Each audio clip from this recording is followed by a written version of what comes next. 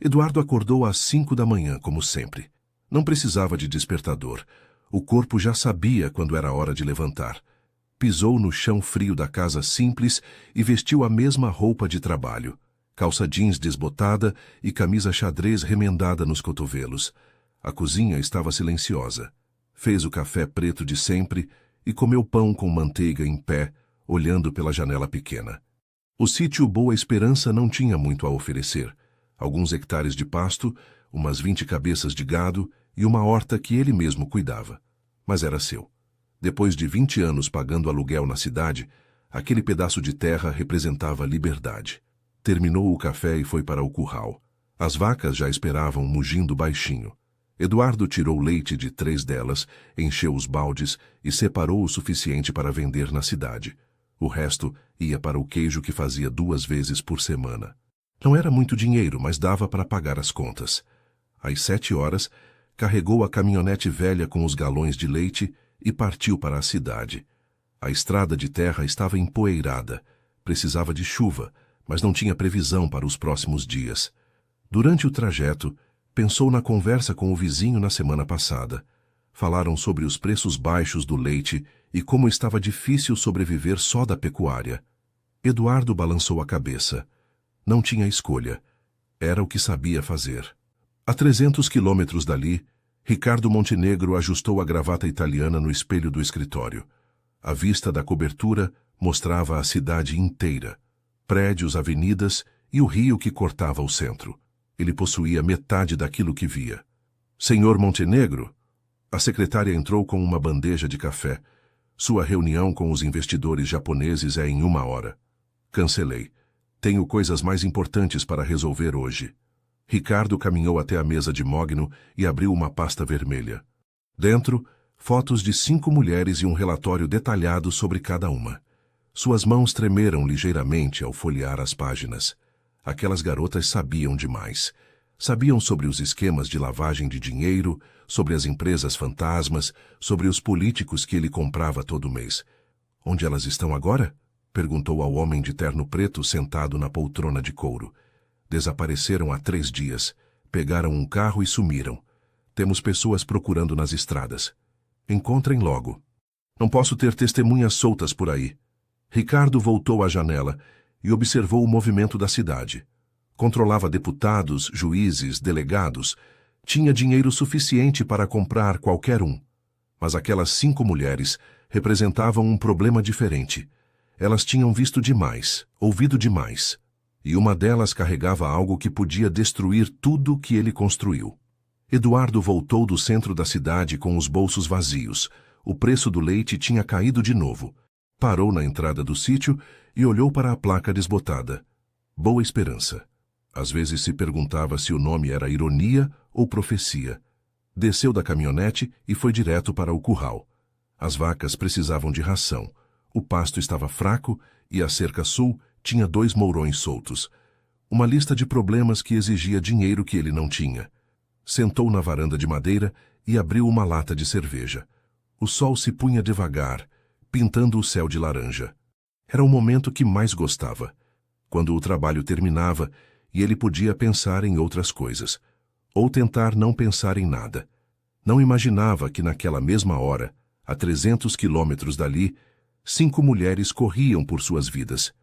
Nem que em alguns dias, suas vidas se cruzariam de um jeito que mudaria tudo para sempre. A chuva começou a cair quando Joana pisou no acelerador pela 5ª vez em 10 minutos. O carro fazia um barulho estranho desde que saíram da cidade, e agora parecia que ia morrer a qualquer momento. Esse carro não vai aguentar muito mais, disse Marina do banco de trás, a voz trêmula. Vai ter que aguentar, respondeu Joana, olhando pelo retrovisor. Não temos escolha. Camila, no banco do passageiro, mexia nervosa no celular. Ainda não tem sinal. Estamos no meio do nada. Melhor assim, murmurou Joana. Sem sinal, eles não conseguem nos rastrear. O carro passou por um buraco grande e todas se balançaram. Lúcia e Patrícia, apertadas no banco de trás com Marina, se seguraram como puderam. Ninguém reclamou. Todas sabiam que aquele desconforto era nada comparado ao que poderia acontecer se fossem encontradas. Joana dirigia há 6 horas seguidas. Saíram da cidade ainda de madrugada, quando as ruas estavam vazias e ninguém podia vê-las. Pegaram a primeira estrada que encontraram, sem destino certo. O importante era se afastar o máximo possível. Precisamos parar em algum lugar, disse Patrícia. Marina não está bem. Joana olhou pelo retrovisor e viu Marina encostada na janela, pálida e com os olhos fechados. Desde que descobriram a verdade sobre Ricardo Montenegro, Marina não era mais a mesma. Parecia que carregava o peso do mundo nos ombros. Aguenta mais um pouco, pediu Joana. Quando acharmos um lugar seguro, a gente para. Lugar seguro? Lúcia soltou uma risada amarga. Não existe lugar seguro quando você está fugindo do Ricardo Montenegro. Para com isso, disse Joana firme, a gente vai conseguir, tem que conseguir. Camila guardou o celular e olhou para a estrada. Lembra quando a gente trabalhava na empresa dele? Parecia tudo tão normal. Escritório bonito, salário bom, benefícios.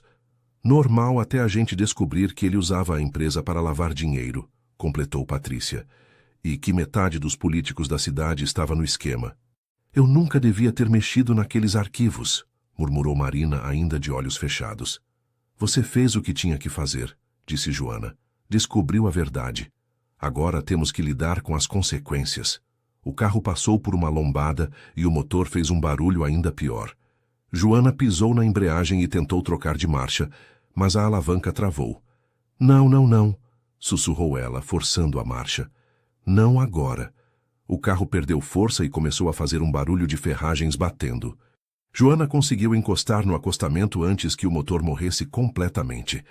Elas ficaram ali, na estrada escura, ouvindo apenas o som da chuva no teto. E agora?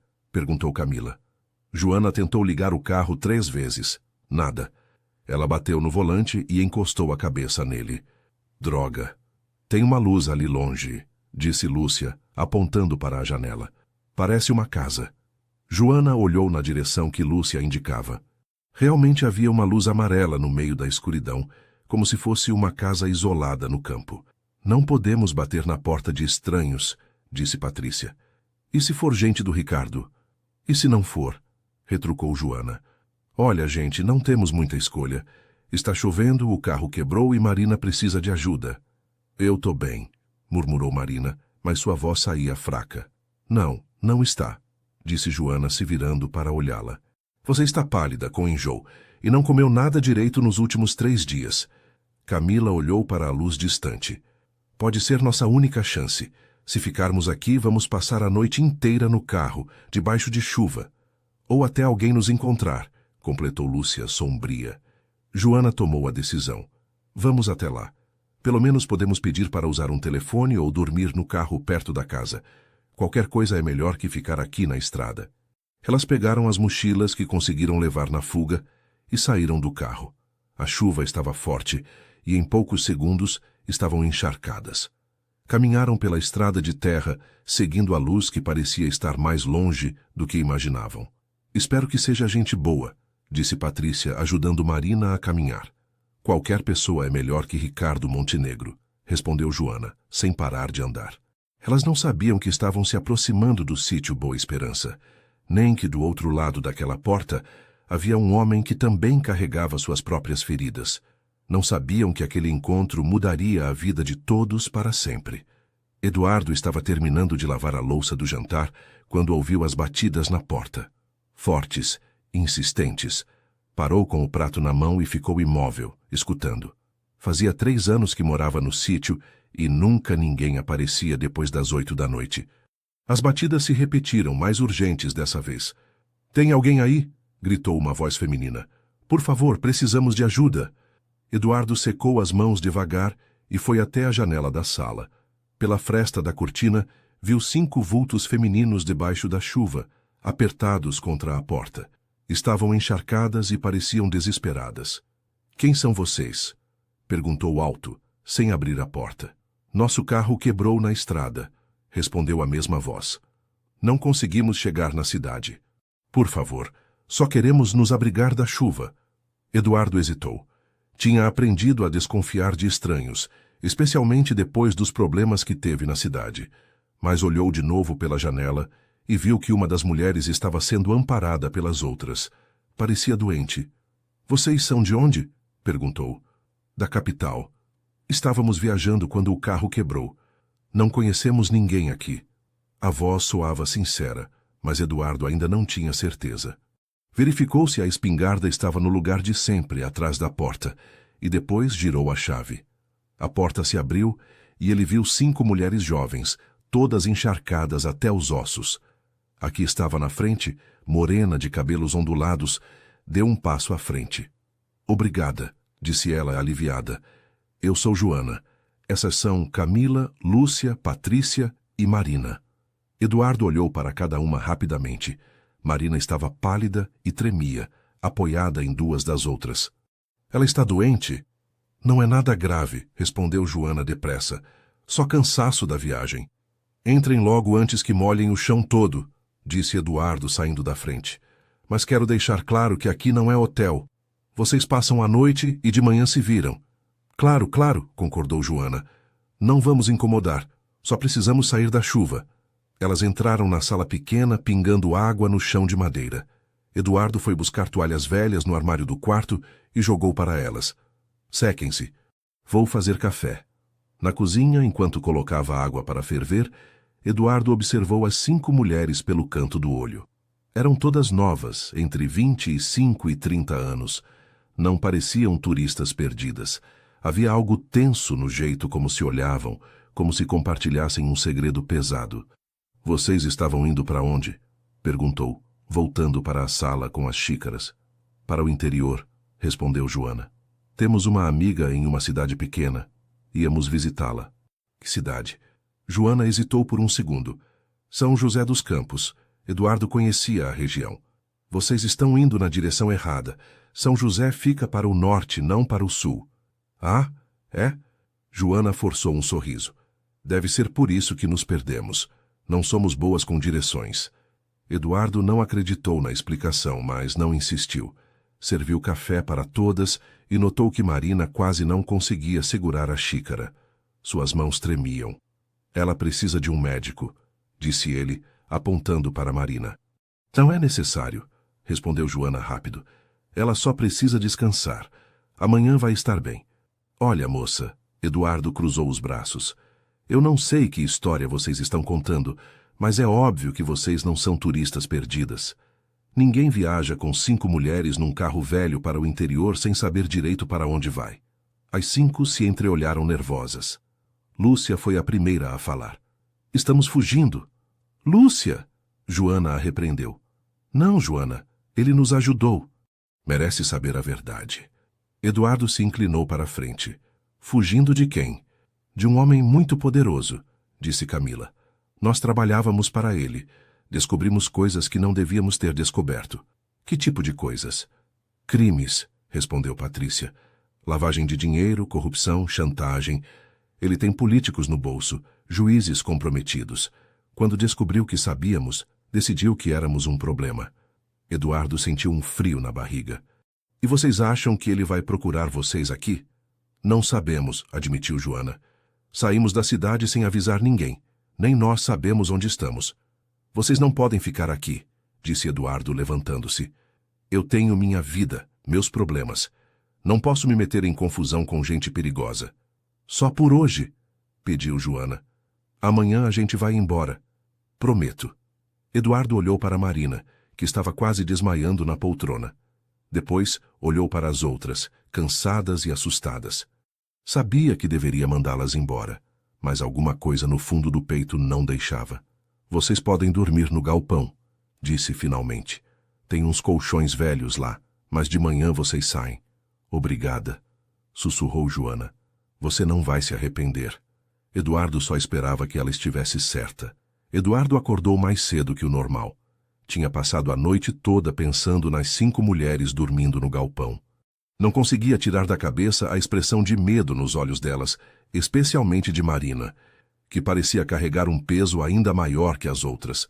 Fez o café da manhã e foi até o galpão. Bateu na porta de madeira antes de entrar. Já estão acordadas? Já sim, respondeu Joana, aparecendo na porta. Obrigada por nos deixar ficar. Eduardo olhou para dentro do galpão.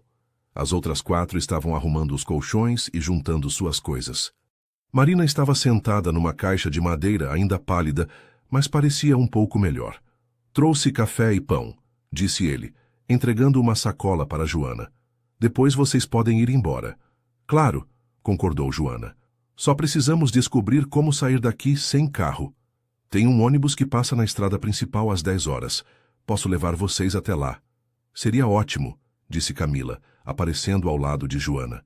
Você está sendo muito gentil. Eduardo ia responder quando viu Marina se levantar rapidamente da caixa e correr para fora do galpão. Segundos depois, ouviu o som de vômito do lado de fora. Ela está doente mesmo, disse ele preocupado. Precisa de um médico.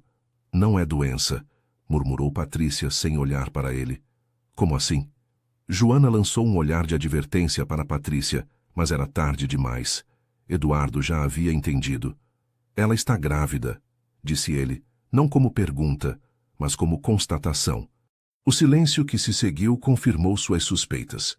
Marina voltou do lado de fora, limpando a boca com as costas da mão, e parou ao ver a expressão de Eduardo. Ele sabe, disse Joana suavemente para Marina. Marina se sentou de novo na caixa, com os olhos cheios de lágrimas. Sabe de quê? Que você está esperando um bebê, disse Eduardo com voz gentil. Há quanto tempo? 3 meses, sussurrou Marina. Talvez 4. Não tenho certeza. E o pai? As 5 mulheres se entreolharam novamente. Eduardo estava começando a entender que havia muito mais nessa história do que elas tinham contado. O pai é o homem de quem estamos fugindo, disse Joana finalmente. Ricardo Montenegro. Eduardo sentiu como se tivesse levado um soco no estômago. Ricardo Montenegro? O empresário? Você conhece? Perguntou Camila, surpresa. Eduardo se sentou numa pilha de sacos de ração. Conheço o nome. Todo mundo na região conhece. Ele tem negócios por aqui também. Então sabe que tipo de homem ele é, disse Lúcia. Sei que é poderoso, respondeu Eduardo devagar. Sei que tem muito dinheiro e muita influência. Ele é um criminoso, disse Patrícia com raiva. Usa as empresas dele para lavar dinheiro de traficantes. Tem esquemas de corrupção com políticos. E quando alguém descobre alguma coisa, ele faz essa pessoa desaparecer, completou Joana. Eduardo olhou para Marina, que chorava silenciosamente. E você descobriu que está grávida dele. Não foi por vontade própria, disse Marina, a voz embargada. Ele me forçou, várias vezes. Eu trabalhava na empresa dele, precisava do emprego. Quando disse não, ele me ameaçou. Eduardo sentiu raiva crescer no peito. Filho da mãe. Quando descobri que estava grávida, tentei esconder, continuou Marina. Mas ele desconfiou. Disse que o filho era dele e que eu nunca ia conseguir fugir. Que ele ia me encontrar onde quer que eu fosse. Foi quando resolvemos fugir todas juntas, disse Joana. Não podíamos deixar a Marina sozinha. E agora ele está procurando vocês, disse Eduardo. Tem gente dele nas estradas, confirmou Camila. Por isso saímos das estradas principais. Mas não podemos ficar fugindo para sempre. Eduardo se levantou e caminhou até a porta do galpão. Olhou para o pasto onde suas vacas pastavam tranquilamente. Sua vida simples, sem complicações, estava prestes a virar de cabeça para baixo. Vocês não podem ir embora hoje, disse ele finalmente. Como? Perguntou Joana. Marina não está em condições de viajar.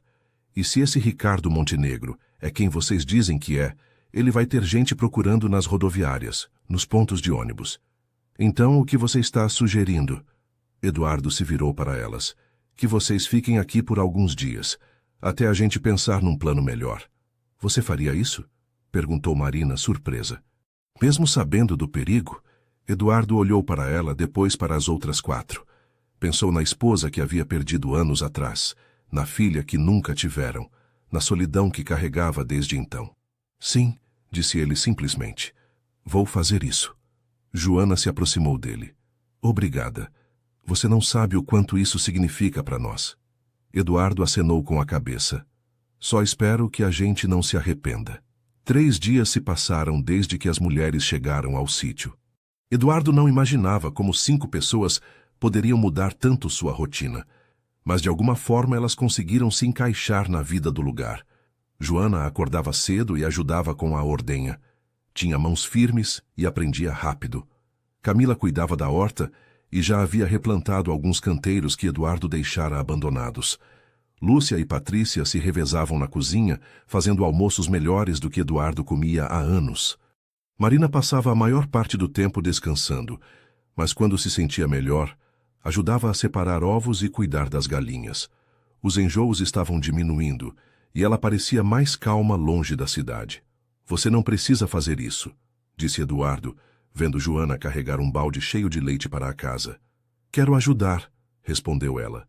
Você está nos abrigando. É o mínimo que posso fazer. Eduardo observou enquanto ela despejava o leite no recipiente grande onde fazia o queijo.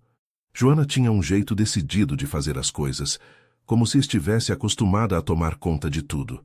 Você era chefe na empresa do Montenegro? Perguntou ele. Coordenadora financeira, respondeu ela, sem parar de trabalhar. Cuidava da contabilidade de 3 empresas dele. Foi assim que descobriram os esquemas? Joana fez uma pausa. Comecei a notar movimentações estranhas, dinheiro entrando e saindo sem explicação. Empresas que não existiam de verdade, fazendo transações milionárias. E você investigou? Fui burra, disse ela com um sorriso amargo. Pensei que se reunisse provas suficientes poderia denunciar ele para a polícia. Não podia? A polícia também está no esquema dele. Descobri isso quando vi transferências para contas de 2 delegados. Eduardo balançou a cabeça. Que situação complicada. Por isso estamos aqui, disse Joana. Não sabemos em quem confiar. Eles foram interrompidos por Camila, que chegou correndo da horta. Eduardo tem um carro estranho parado na estrada, disse ela ofegante. 2 homens dentro, olhando para cá. Eduardo sentiu o sangue gelar. Onde? Perto da porteira. Está lá há uns 10 minutos. Joana, vão todas para dentro da casa, ordenou Eduardo. Fiquem longe das janelas. Ele foi até o quarto e pegou a espingarda. Há anos não precisava usar, mas ainda sabia como manejar. Saiu pela porta dos fundos e caminhou pela lateral da casa, mantendo-se escondido. De longe viu o carro preto parado na estrada. 2 homens de terno conversavam do lado de fora, apontando para o sítio. Um deles falava ao telefone. Eduardo se aproximou mais, usando o galpão como cobertura. Conseguiu ouvir pedaços da conversa. Não tem certeza se é aqui, dizia um deles. Chefe quer que verifiquemos todos os sítios da região, respondeu o outro. 5 mulheres não passam despercebidas. Eduardo engoliu seco. Eram homens de Montenegro, não havia dúvida. Voltou para a casa pela porta dos fundos e encontrou as 5 mulheres apertadas na cozinha. São eles, disse ele baixo. Marina começou a chorar. Nos encontraram. Calma, disse Eduardo, pousando a espingarda na mesa. Eles não têm certeza.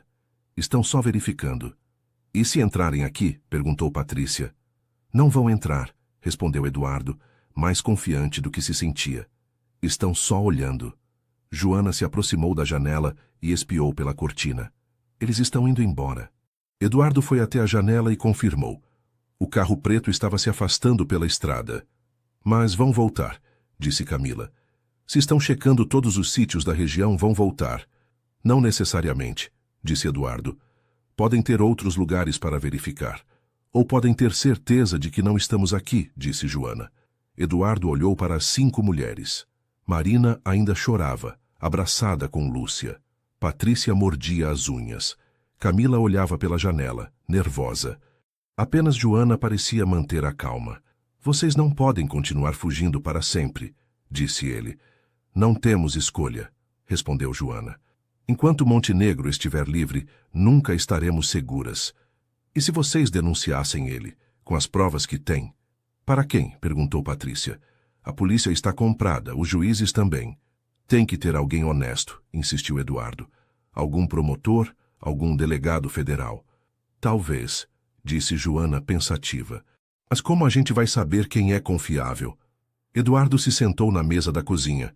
Conheço um cara que trabalha no Ministério Público. Estudamos juntos. Se alguém pode ajudar, é ele.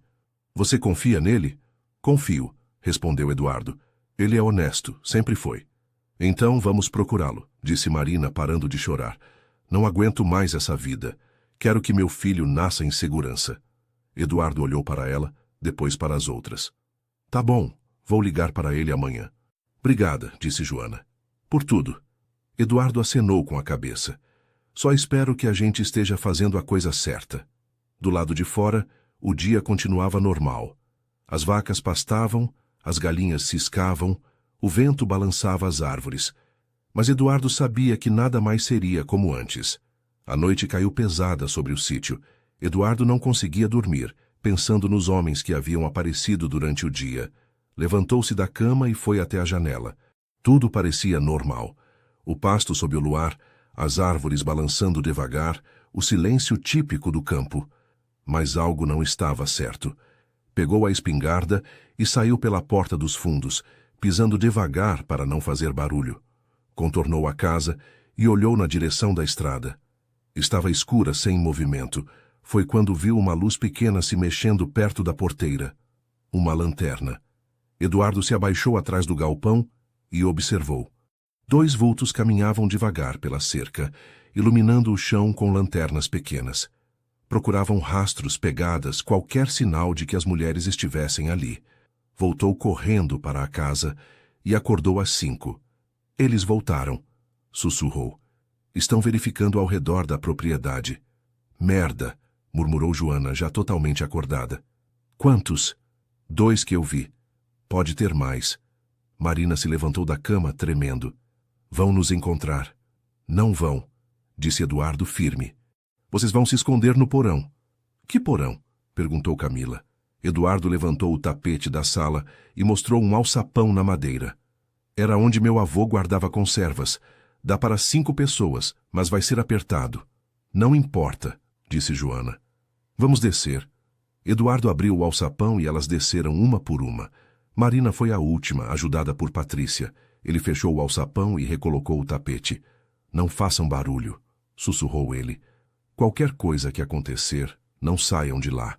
Voltou para o quarto e fingiu que dormia, mas manteve a espingarda ao lado da cama. Minutos depois, ouviu passos na varanda. Alguém bateu na porta. 3 batidas secas. Eduardo levantou devagar e foi até a sala. Quem é? Polícia, respondeu uma voz grossa. Precisamos falar com o senhor. Eduardo sabia que não era polícia, mas abriu a porta mesmo assim. 2 homens de terno estavam na varanda. Um deles mostrou uma carteira rapidamente. Delegado Silva, disse ele. Estamos investigando o desaparecimento de 5 mulheres. Recebemos uma denúncia de que podem estar escondidas na região. Não vi nenhuma mulher, respondeu Eduardo, tentando parecer sonolento. Moro sozinho aqui. Posso entrar? Perguntou o suposto delegado. Só para dar uma olhada. Eduardo não tinha escolha. Claro, os 2 homens entraram na casa. Um ficou na sala enquanto o outro foi para a cozinha. Eduardo os observou, tenso. Casa pequena, comentou o que se dizia delegado. Quantos quartos? 2. Meu e um de hóspedes que uso para guardar ferramentas.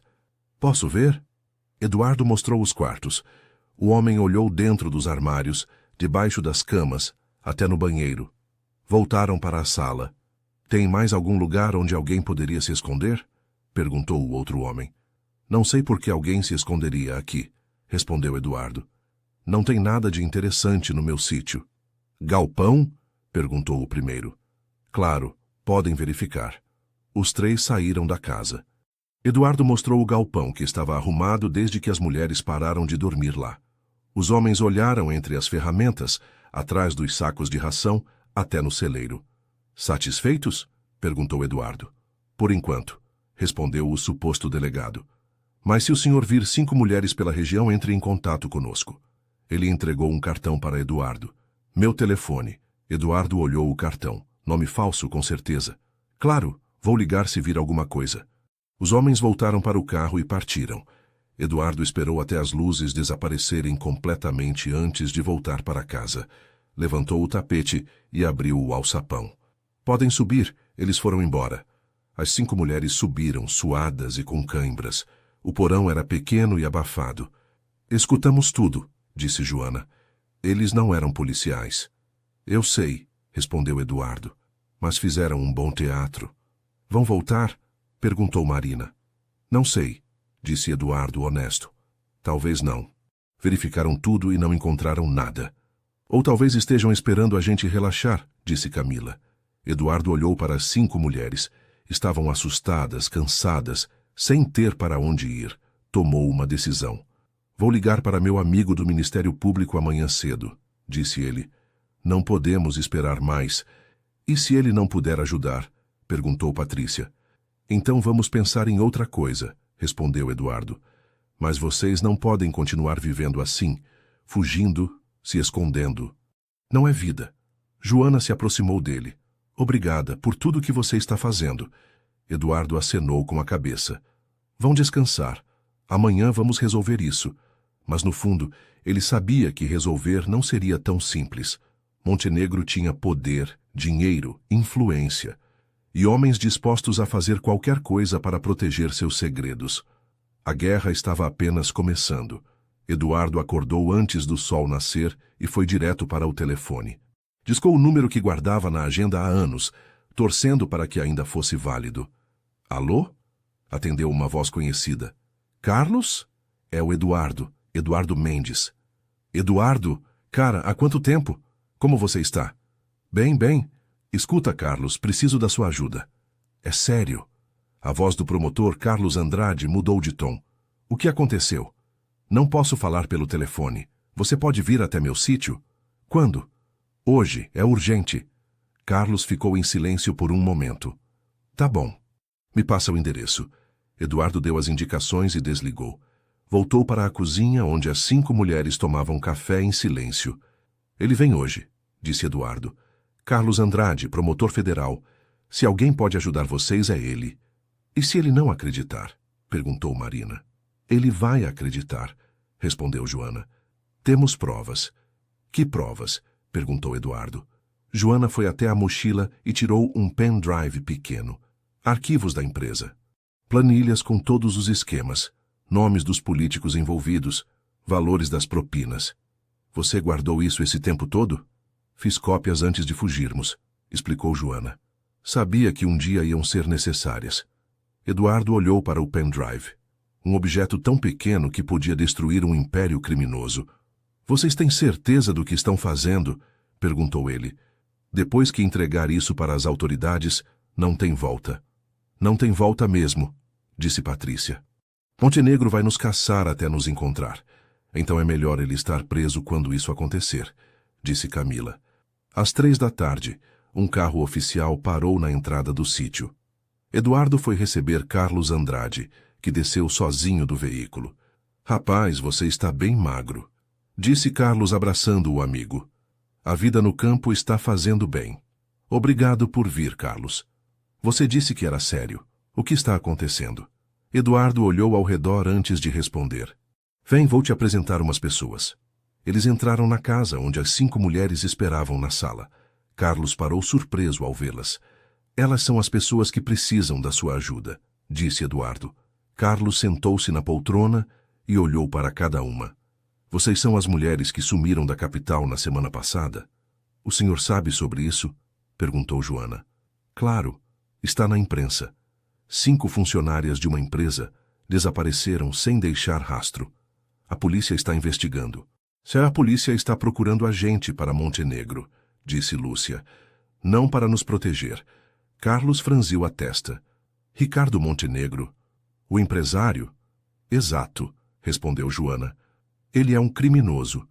Usa as empresas dele para lavar dinheiro e tem metade dos políticos da região no bolso. Isso é uma acusação muito grave, disse Carlos. Vocês têm provas? Joana entregou o pendrive para ele. Tudo está aí. 5 anos de esquemas, corrupção, lavagem de dinheiro. Carlos pegou o pendrive e girou entre os dedos. E vocês fugiram porque descobriram isso? Fugimos porque ele descobriu que sabíamos, corrigiu Marina. E porque ele me estuprou e agora quer controlar meu filho. Carlos olhou para Marina chocado. Você está grávida dele? Não por escolha própria, respondeu ela com lágrimas nos olhos. Ele me forçou várias vezes. Quando descobri que estava grávida, tentei esconder, mas ele desconfiou. Meu Deus, murmurou Carlos. Vocês denunciaram? Para quem? Perguntou Patrícia. A polícia trabalha para ele. Tem juízes comprometidos também. Carlos se levantou e caminhou até a janela. Isso explica muita coisa. Há meses recebo denúncias anônimas sobre Montenegro, mas nunca consegui provas consistentes. Agora tem, disse Joana. Sim, concordou Carlos. Mas vocês sabem que vão precisar testemunhar, né? Não podem continuar se escondendo. Testemunhar onde? Perguntou Camila. Se ele tem juízes comprometidos, como vamos ter um julgamento justo? Vou pedir para transferir o caso para Brasília, explicou Carlos. Lá temos juízes federais que não conhecem Montenegro. Vai ser mais difícil para ele corromper. E enquanto isso, perguntou Eduardo, elas ficam escondidas aqui? Não, respondeu Carlos. Vou colocá-las em proteção de testemunhas. Lugar seguro, identidades temporárias. Por quanto tempo? Perguntou Marina. Até Montenegro ser preso e condenado, respondeu Carlos. Pode demorar meses, talvez anos. As 5 mulheres se entreolharam. Era a única saída, mas significava abandonar tudo o que conheciam. Temos escolha? Perguntou Joana. Tem, respondeu Carlos, honesto. Podem continuar fugindo, mas ele vai encontrar vocês uma hora ou outra. Então vamos fazer isso, disse Marina determinada. Quero que meu filho cresça em segurança. Tá bom, disse Carlos. Vou fazer os arranjos. Em 2 dias vocês estarão em local seguro. Obrigada, disse Joana, por acreditar em nós. Carlos guardou o pendrive no bolso. Obrigado por terem coragem de fazer a coisa certa. Eduardo acompanhou Carlos até o carro. Você acha que vai conseguir prender ele? Com essas provas? Carlos sorriu. Montenegro não vai saber o que o atingiu. Cuidado, Carlos. Ele é perigoso.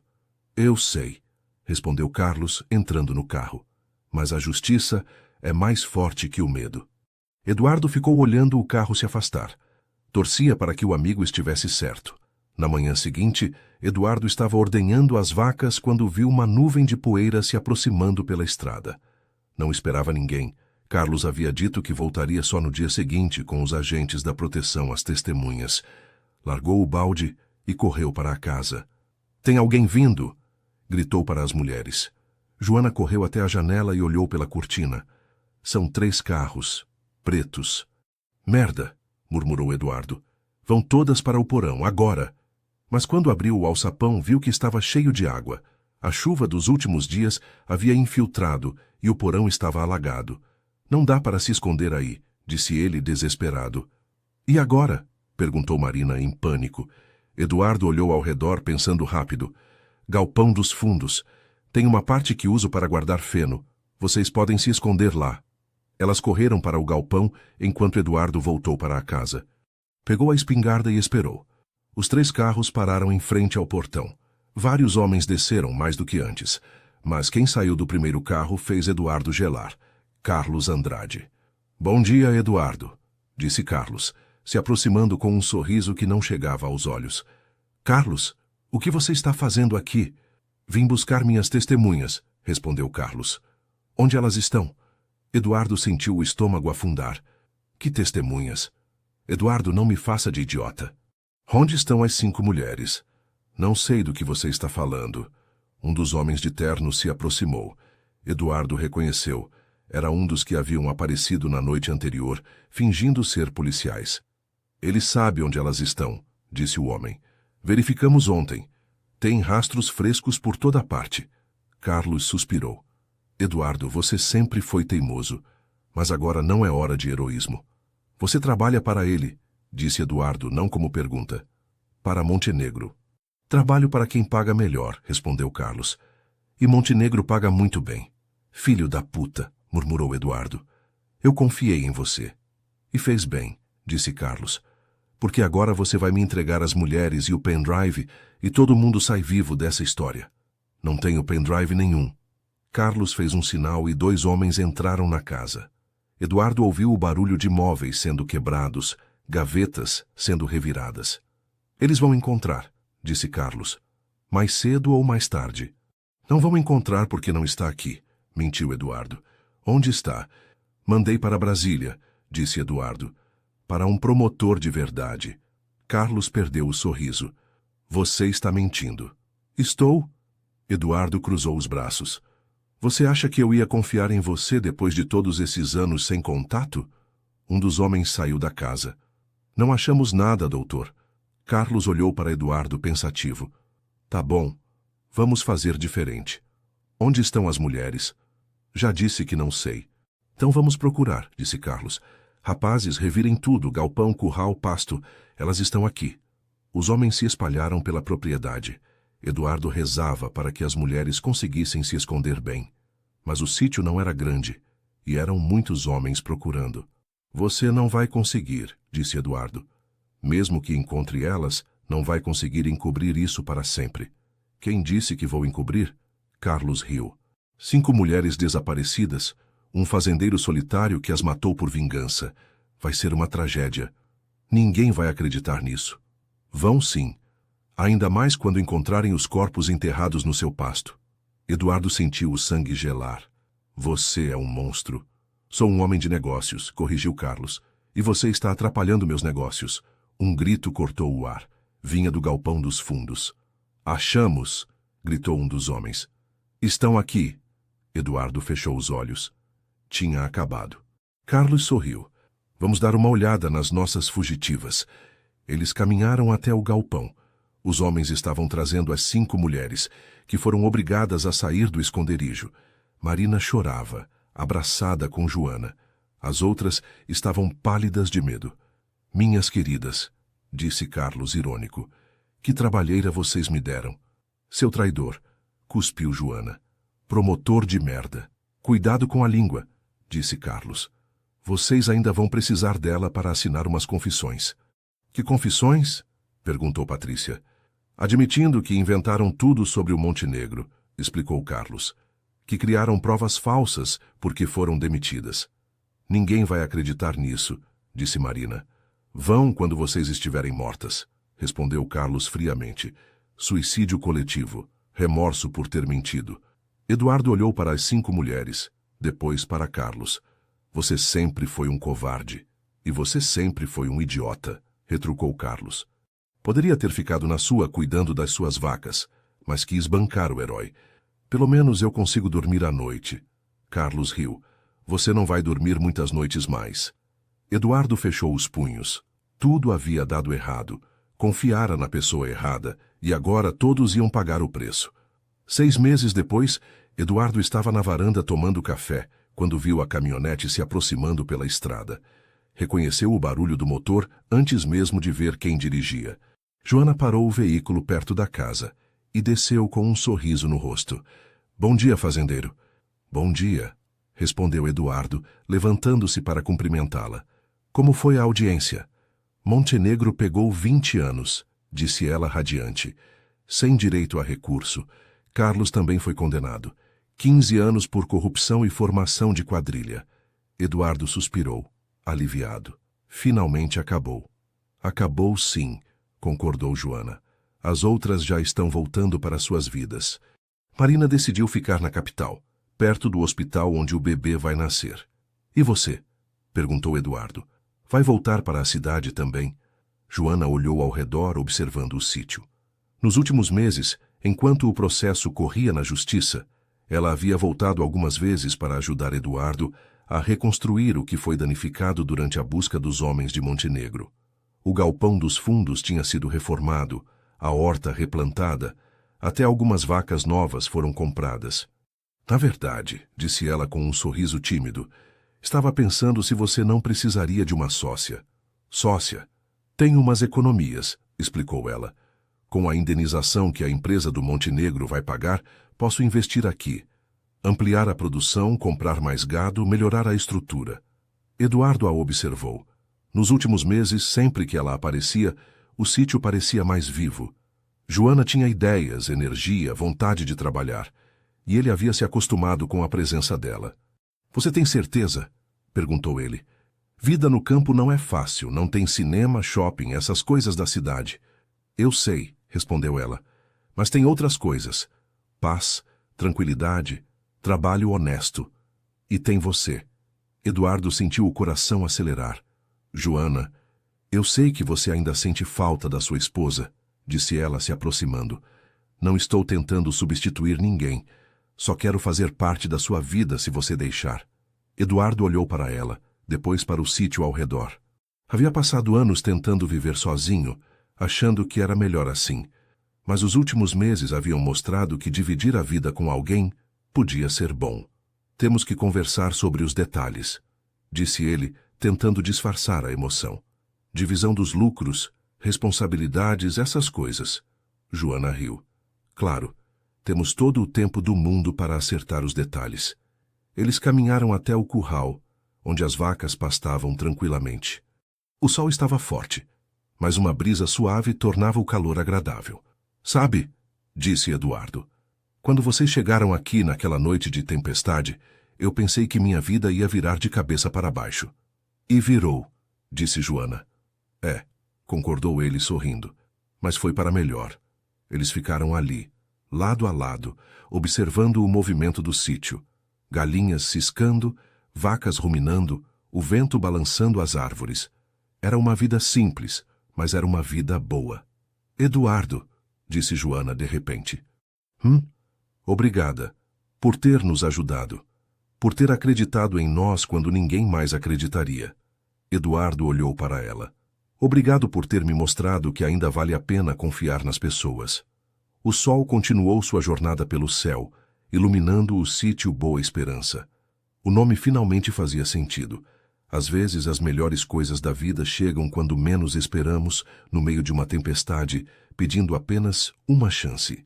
E às vezes, quando damos essa chance, descobrimos que não estamos apenas ajudando alguém, estamos salvando a nós mesmos. Se você chegou até aqui, significa que acompanhou toda a jornada de Eduardo, Joana e as outras mulheres corajosas que enfrentaram um dos homens mais poderosos do país. Uma história que nos mostra como a coragem de fazer o que é certo pode transformar não apenas nossas vidas, mas também a vida de quem está ao nosso redor. Eduardo pensava que queria viver sozinho para sempre, mas descobriu que às vezes precisamos de outras pessoas para encontrar nossa verdadeira força. E vocês, o que acharam dessa transformação? Deixem nos comentários qual foi o momento que mais os emocionou nessa história. Se esta história de coragem, justiça e recomeços tocou seu coração, não esqueçam de deixar seu like e compartilhar com aqueles amigos que também gostam de histórias que mostram que vale a pena lutar pelo que é certo. E se vocês querem mais histórias como esta, que misturam suspense, drama e esperança, se inscrevam no canal e ativem o sininho para não perder nenhum episódio. E me contem nos comentários, de que país vocês estão assistindo? Adoro saber que nossas histórias chegam em lugares diferentes e tocam corações ao redor do mundo.